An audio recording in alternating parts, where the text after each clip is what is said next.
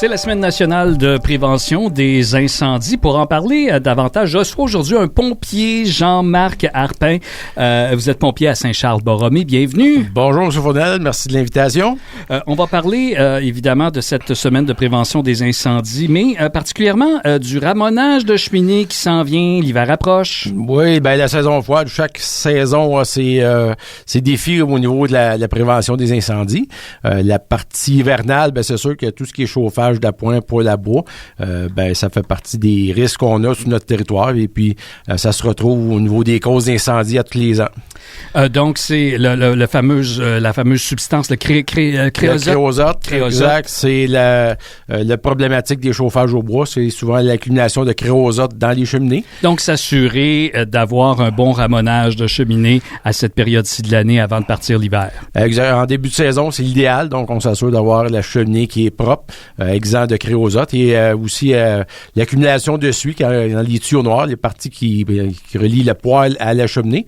Il y a souvent des accumulations aussi de suie qui nuisent à la performance du poêle et arrive aussi la création de créosote. Donc, c'est le créosote qui est une cause d'incendie non négligeable. S'assurer donc de faire un bon nettoyage des conduites et également, parlons d'hiver, de chauffage d'appoint aussi qu'on va utiliser dans certaines pièces de la maison, par exemple, qui sont plus éloignées. Je donne comme exemple comme ça, des fois, les gens ont un petit bureau sur la véranda et l'utilisent même en hiver avec un chauffage d'appoint. La petite plainte électrique qu'on va rajouter pour se réchauffer les pieds ou être plus agréable dans la pièce parce qu'il va faire plus chaud. Bien souvent, ce petit appareil-là n'est pas fixé. Les gens vont le déplacer. Donc, des fois, quand on le déplace, on devient trop près des meubles, trop près des rideaux. S'assurer que ces petits appareils-là, il y a tout le temps un dégagement suffisant par rapport aux matériaux combustibles. Et puis, n'utilisez pas ces appareils-là si vous n'avez pas de surveillance dans la pièce. Aussi simple qu'un animal de compagnie pourrait le renverser. Oui. Donc, si on l'utilise parce qu'on est dans la pièce, idéalement. Petit conseil peut-être, mettre l'appareil un peu plus au centre de la pièce, donc décoller des murs, des bureaux, tout ça. Ça peut être enfargeant, mais vous allez l'avoir d'en face, c'est certain, vous allez penser à l'éteindre aussi. Visiblement, il va être là, on va le voir, donc on va avoir un œil dessus puis le surveiller. Évidemment, lorsqu'on parle d'incendie, on va parler d'articles de fumeurs et également de détecteurs de fumée.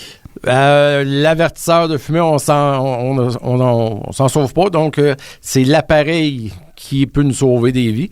Donc, à tous les ans, on en reparle. Donc, encore une fois, votre meilleur appareil pour vous sauver la vie, c'est l'avertisseur de fumée qui va vous aviser la nuit quand vous dormez. Donc, question, Jean-Marc, pour les gens qui sont en logement.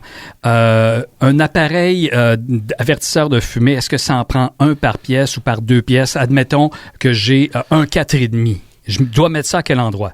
De base, ça en prend un dans le corridor proche des chambres. Ce qu'on veut, c'est que l'appareil soit placé pour, quand tu sonnes, réveiller les gens, principalement. Donc, c'est un dans le corridor proche des chambres, c'est l'idéal. Et maintenant qu'il y a une nouvelle construction, et plusieurs places, ça va être un par chambre. Donc, c'est encore mieux. Ouais. Quand il y en a un qui sonne, ben ils vont tous sonner en même temps dans la maison. La cuisine, faire attention. Si c'est trop proche de la cuisinière, on va avoir trop de fausses alarmes. Ouais. Et puis, les gens ont tendance à le débrancher. Oui, donc, enlever la pile parce qu'on vient de faire cuire quelque chose. Faites un peu de fumée. Mauvaise habitude. Ça brûle une tarte. Oui, c'est pas l'idéal. Si votre avertisseur sonne trop souvent, il y a des avertisseurs de type photoélectrique qui sont moins sensibles à la fumée de cuisson. Très efficace, pareil, pour votre sécurité, mais lorsqu'on a des petits logements proches de la cuisinière, le type photoélectrique, donc peut être une solution de rechange plutôt qu'enlever la pile et enlever l'avertisseur. Et un petit mot, des fois, parfois, sur, je veux pas cataloguer les gens, là, mais parfois, les aînés négligent un peu les avertisseurs de fumée puisqu'ils n'ont pas été élevés nécessairement avec ça. Non, puis en plus, les personnes aînées font partie de...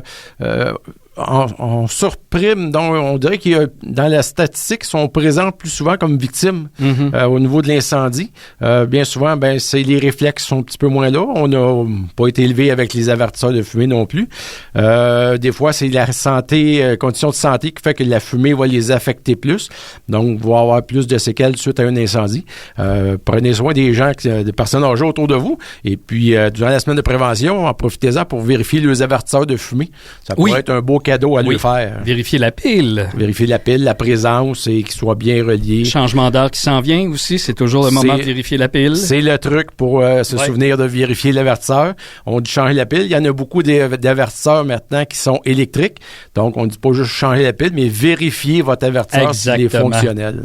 Jean-Marc Harpin, merci d'être passé à CFNJ pour nous parler de cette semaine de prévention des incendies. C'est un plaisir, merci. Jean-Marc Harpin, il est pompier à Saint-Charles-Borromée.